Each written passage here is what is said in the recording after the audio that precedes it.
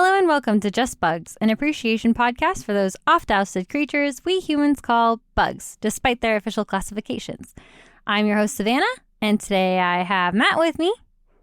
Hey, how's it going? And today we're going to tell you about the European Mantis. So, this little mantis, its scientific classification is Mantis religiosa. More Harry Potter stuff. It's spelled kind of like religion a little bit, so like I wonder where that like comes from. I didn't really look into that just because it's Latin and I don't understand Latin very well, but I it's got to be from something. I think it's probably because the common name is Praying Mantis. That makes sense. It's praying, religion. Draw some lines there. Yeah. So I looked kind of into why they call it a praying mantis, and it's due to just like the way that they hold their forearms together and kind of like the positioning of their forearms. It's kind of like at an angle towards each other and tight to their body, kind of like a human that's praying, basically. That makes sense. Yeah, they do often seem to be rubbing their hands together or whatever they have, claws. Yeah, they've got actually... We'll get right into that then. So first off, I want to say that the European mantis is what we here in America typically think of as a praying mantis. There are lots of different mantis species that look lots of different ways, lots of very unique looking mantises. This one's just like the one that's very plain looking. It kind of looks like a leaf a little bit. So let me tell you a little bit more about their appearance. They can be 6 to 9 centimeters in length, depending on their sex. So the males are usually 6 to 7 centimeters, and the females are like 7 to 9. So for like an example of how big that is, it would be sort of like from the size of a large egg, like lengthwise, to like an orange. Oh, that makes sense. I can picture that. Yeah. So they come in lots of different colors. They could be yellow, brown, green, and sometimes like black even. They, like I said, they typically look like a leaf. So a lot of the times when they're brown or yellow, they look like a dead leaf. And then green, they look like just like a typical leaf. And then the black ones, I haven't really seen a picture of them, but I'm sure they look crazy. Yeah, I think I've only seen green ones really. Mm-hmm. Yeah, and they're very rare. I feel like I don't see them very often. Yeah. So they're, I guess we could just talk about this now. So they're actually an invasive species in America. They're typically found in, let me get there, Europe, Africa, and Asia. And then they were introduced in North America. They're an invasive species because they were brought here, and also they don't have any predators against them. I mean, they do, but nothing that can compete with them in the insect world, just because they're a little bit bigger than the native mantis species that are here. And they also eat pests and pollinators. They're indiscriminate feeders, so they can be harmful to insect ecosystems here, just because of that invasive species title and sort of what that entails. Gotcha. So should we be like trying to kill them, or are they fine overall? I think that overall they're fine. I mean, they do eat pests, so they can still have some like benefit in the environment. But as far as like what to do to prevent them, I think it's actually more helpful to if you learn what their egg sacs look like in comparison to other mantis sacs. Egg sacs, you can eliminate the egg sac rather than killing the actual live adults, just because it's not really that helpful to kill one adult praying mantis, and because they do have some positive benefits, it's really just better to do away with the unborn or unhatched eggs, basically. Yeah, and that'd be sad. I mean, they look like cool aliens. Like, I wouldn't want to kill them. Agreed. I really like them. But yeah, let's talk a little bit more about what they look like. So they have these large triangular heads, and they have 2 compound eyes on either side. So a compound eye is something that is kind of common in insects. It's like a bunch of little lenses all seeing the same image from different angles and compounding it into one image in their head. It allows them to see movement a lot better, but it does mean that their ability to see or objects that are not in motion is really low. Like sometimes it makes them completely unable to see an object if it's moving. Or not moving, I mean, sorry. Interesting. Yeah. So they're really good at spotting things that are like flying through the air, which is why they have these compound eyes for praying mantis, since their main food sources are going to be things like flies and other flying insects. But yeah, I'll get a little bit into how the non-motion plays into their whole lives in just a little bit when I talk about reproduction for these guys, because they have a little bit of a quirky thing about them. I love quirks. Bring it on. I love all these weird little interesting facts. Yeah, I mean, that's kind of why I wanted to do a podcast about bugs, is because they're so different from humans and they have so many little quirks that are so unique to the insect world. So it's been really fun for me to like just talk about all the little weird things that they do. But before we get into that, let's just finish up on what they look like. So they do have wings. And they can use, specifically these guys don't have a lot of defenses, so they'll use their wings in something called a dymatic display, which is used to scare off predators when a species doesn't have a good defense. So for them, what they do is they spread their wings and they use their legs to show like an eye pattern, and it makes the predator look like think that they might be in a larger animal's face or something like that. Like kind of like those moths with the eyeballs. Okay, I can picture that. Yeah. So that's their only defense mechanism. They don't really have any venom or any other way to defend themselves. It's just that dymatic display. But about their legs, because they do use those as a part of that, they have something called a raptorial leg, which is used to describe legs that are used to capture other species. So their legs, I think I'm going to try to explain it in a way that like could relate to the human body a little bit, just so it gives us a better way to like imagine it. So your arm goes from your shoulder to your elbow to your hand. So theirs does that too. It has that hinge that goes kind of like where the forearm comes towards the shoulder. But they also have one that goes out. So their raptorial leg goes from where your wrist would be and then snaps shut onto the front of the forearm to make like a second hinge kind of. Is it like a sharp or something, or? Yeah, so it does snap shut, and on both sides of that hinge there's going to be these long spikes. So when they go to get a fly out of the air, they go with their arms, they snap shut onto it, and then the spikes go into the bug, so that bug cannot leave. I see. So it just kind of like grabs them out of the air, just snatches them. Yes, and then they can't go nowhere. It's like a trap. And that's how they manage to eat a lot of their food alive, which is gross. But, I mean, they got to eat fast just because of the way that the things that they're eating. So yeah, that's their whole function. They have little snapshot arms with spikies in them. That's pretty cool. I like that. Yeah, they're really interesting.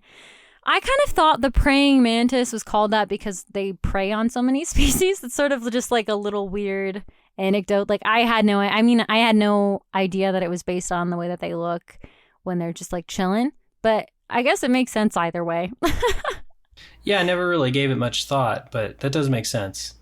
Yeah. So I mentioned that they were an invasive species. Despite that, Connecticut in the United States has them as their state insect. I don't know how that happened, but but yeah, Connecticut. If you're listening, that's quite of an odd choice, but I love it. They're really cool. I support it. Yeah, they're pretty cool looking. I mean, I don't blame them. Although they're supporting something that's not good for the environment. Yeah, yes and no. I mean, if they weren't so indiscriminate with the things that they eat, I mean, like I've seen or heard in my research about them eating a hummingbird, hornets, bees, all kinds of stuff. They'll also eat other mantises of the same or other species if they're smaller than them. Like, it just doesn't matter. As long as they can eat it, they're gonna. Food's food. I don't blame them. Yeah, that's kind of how they work. So speaking of food's food, let's get into their reproduction. So, those are connected, or are they? They are for this guy. So there are 2 phases of reproduction for praying mantis, at least for the European mantis. That's going to be courtship and then mating. So during the courtship process, that's going to be like from the initiation of seeing each other until they have any physical touch. And then mating begins as soon as official physical touch happens, and then egg ends when when there's a deposit of a spermatophore.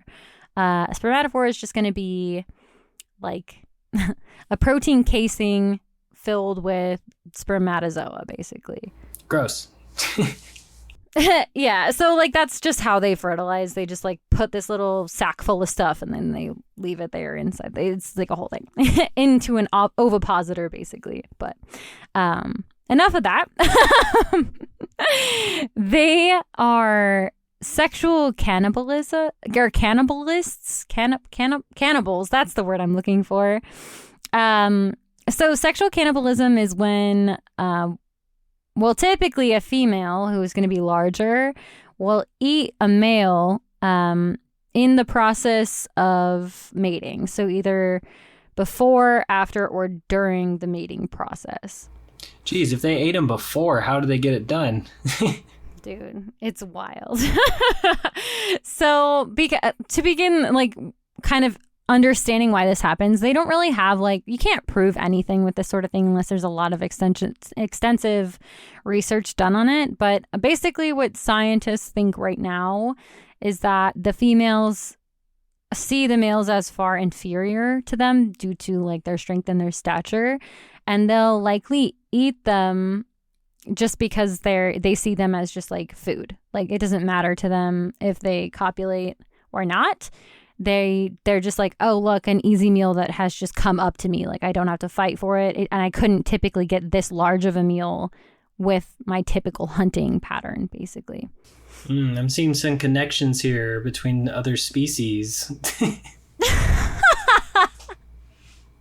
thinking no, you're inferior, or that we're inferior men. Yeah.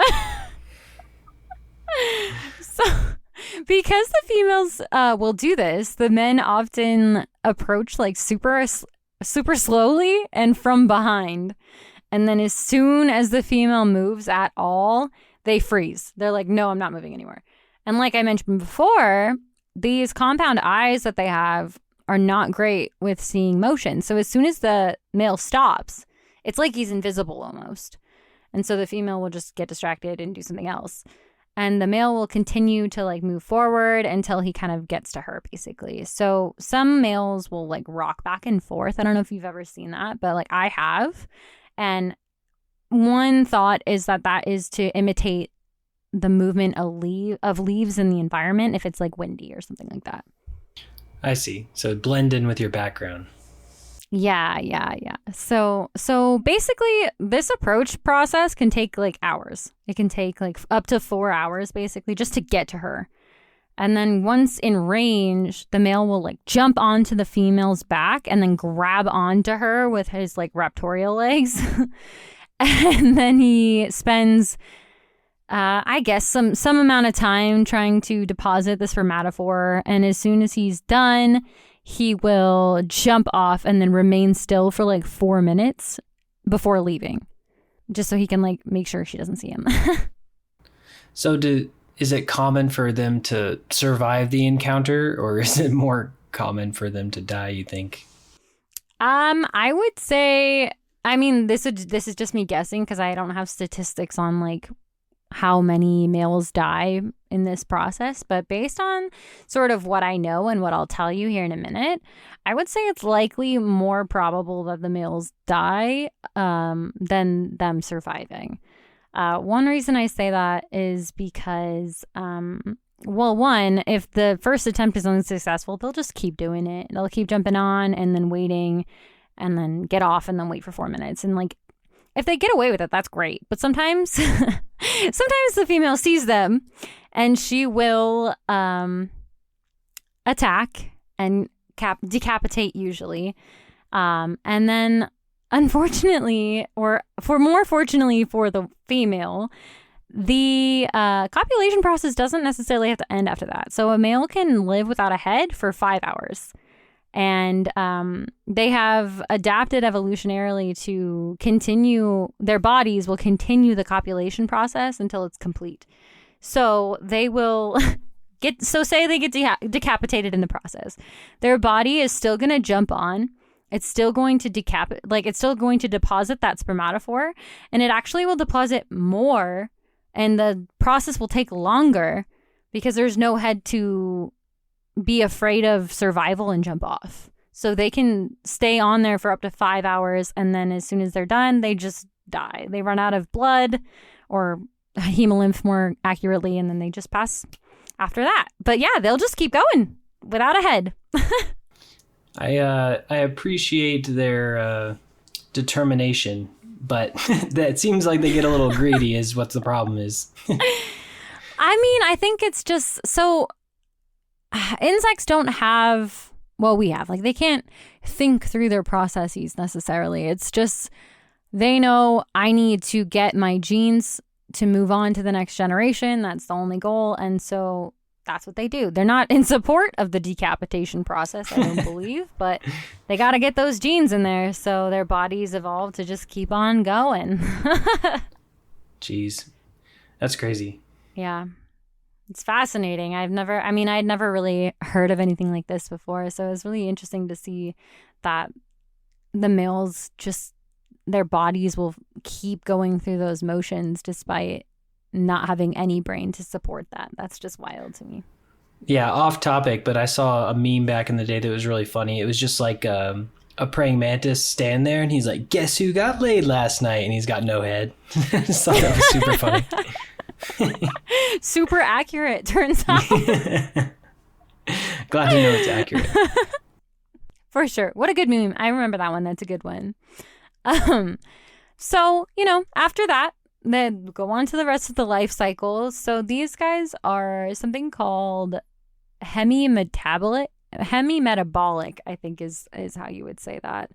Another way that they call that is incomplete metamorphosis or pseudo-metamorphism or metamorphosis. That's just going to be like skipping the pupal phase, basically. So it has an egg, a nymph, and then an adult, and no pupa.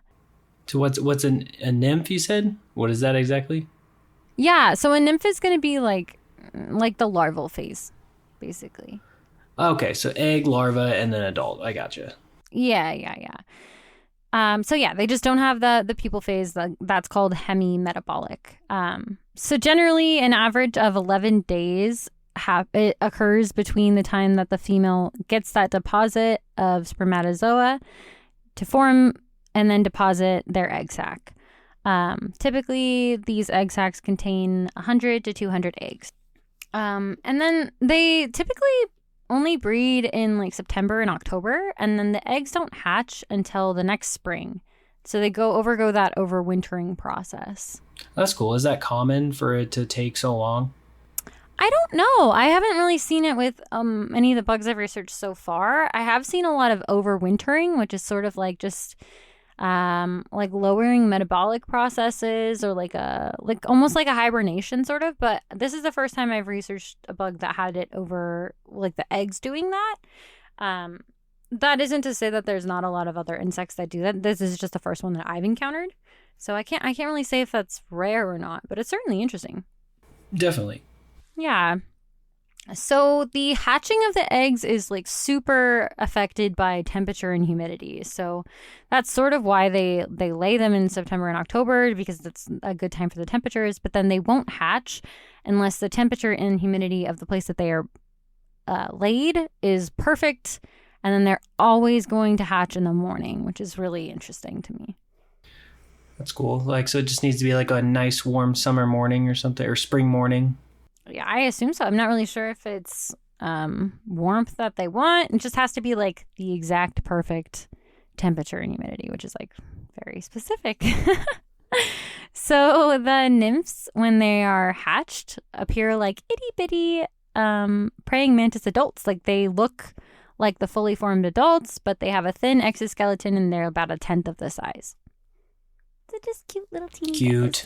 Yeah, I thought that was adorable.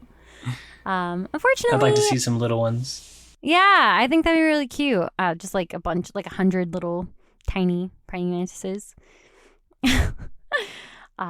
But yeah, sadly, only 10% of them survive this first larval stage due to differences in the temperature and humidity or inappropriately sized foods. So like if they're a tenth of the size of the adult and they can't eat anything too big and that's all that's in the environment, then they'll likely not make it. Interesting. So they just don't have food, they just don't make it. Is that why they have so many eggs, you think? Yeah, I think so. Yeah. So like the more eggs you have, the more likely some of them are to survive, basically. So yeah, unfortunately, if the temperature and humidity conditions are not going to be what they need, I don't know if any of the eggs would make it unless they were just like real hardy to start. But you know, that's the mom's fault. Yeah, so the nymphs have approximately 8 molting stages. I guess it's really like between 6 and 8 molting stages. So basically, from the second stage to the sixth stage is about 14 days. And then after that, the females will usually have an additional phase than the males. So like a male would only have 7 molting stages and a female would typically have 8 if the male had 7. Does that make sense? I wonder if that's why you said the female was bigger. Maybe just because they had more growing time. Yeah, so the females are bigger, I think, just because they have to support the process of making the eggs. So it's not that the females are bigger because of the extra molt, it's that they get the extra molt because they have to be bigger. Okay, I see. Yeah. There are a couple other little things that are different between the males and the females, like the life length.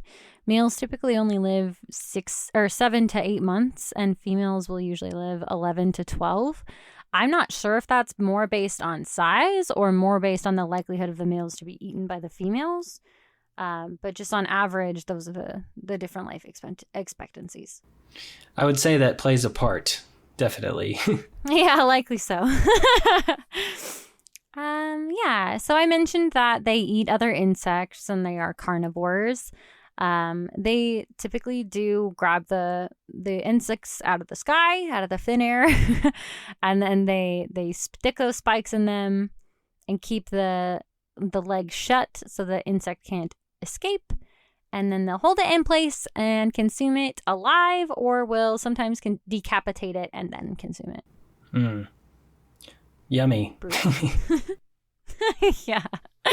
Oh man, I watched a YouTube video of like a praying mantis eating, I think it was a grasshopper, but I just wanted to see like if that's actually how they eat or like what it looks like, and it's gross, man. It's not good. Don't look that up.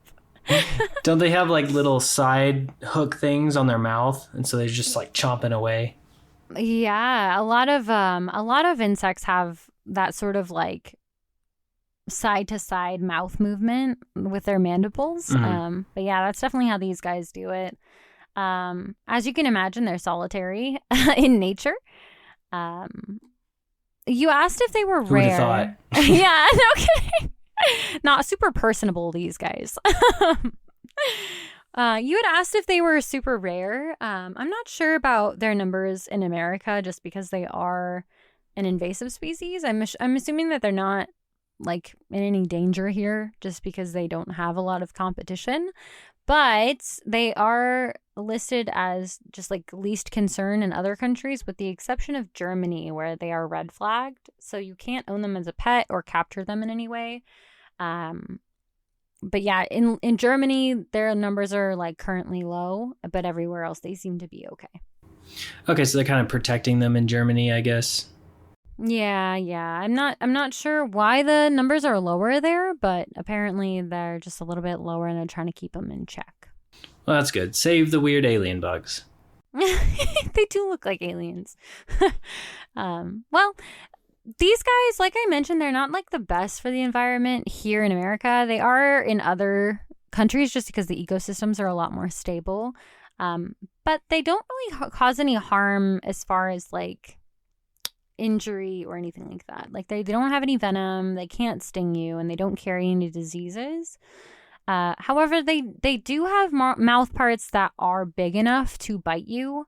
So if you were holding one and messing with it, it could bite you as a defense mechanism. It's just not super likely to do that. It's not like a great way for them to defend themselves.